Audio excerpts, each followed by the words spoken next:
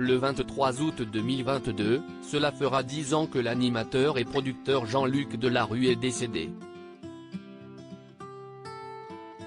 Il a perdu la vie à 48 ans, des suites du cancer de l'estomac et du péritoine.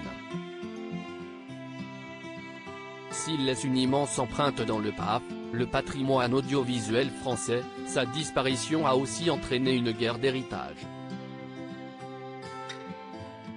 Le Parisien de ce lundi revient à cette bataille et révèle par la même occasion que son ex-compagne et mère de son fils Jean, Elisabeth Bost, s'est remariée.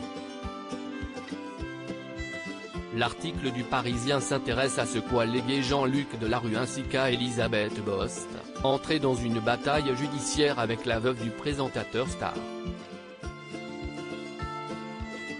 Une lutte très complexe entre celle qui a été sa compagne entre 2005 et 2009, mère de son fils, Jean, 16 ans le 21 octobre, et la femme qu'il a épousée 3 mois avant de mourir, Anissa Khelifi Delarue.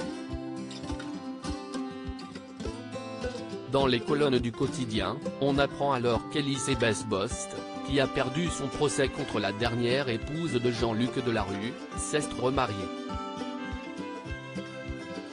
Elisabeth Bost, s'est remariée en 2020 et a continué sa carrière dans les médias. Elle a notamment été chroniqueuse du Grand 8 de Laurence Ferrari sur D8, entre 2012 et 2016. Et a signé un documentaire, Destin d'orphelin, diffusé sur France 5 en 2019.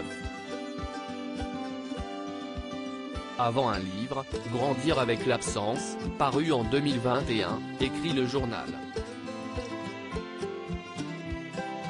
Il ne sera pas plus sur le sujet de Delarue, elle a refusé de s'exprimer de nouveau sur son ex-mari a indiqué Eve Ewing, patronne de Réservoir Prod, à l'origine d'un documentaire que diffusera TF1 en prime ce mercredi 24 août. Celle dont la carrière a été lancée à la fin des années 1990 par Jean-Luc Delarue poursuit donc sa vie, tournant la page de la lutte de succession.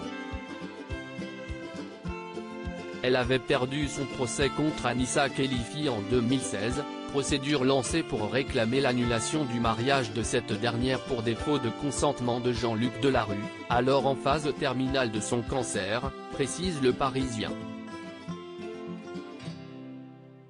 Si elle ne veut plus parler de l'homme de télévision, elle est restée proche de Jean-Claude Delarue, le père de l'animateur, à la différence d'Anissa Khelifi qui a coupé les ponts avec la famille de son défunt époux.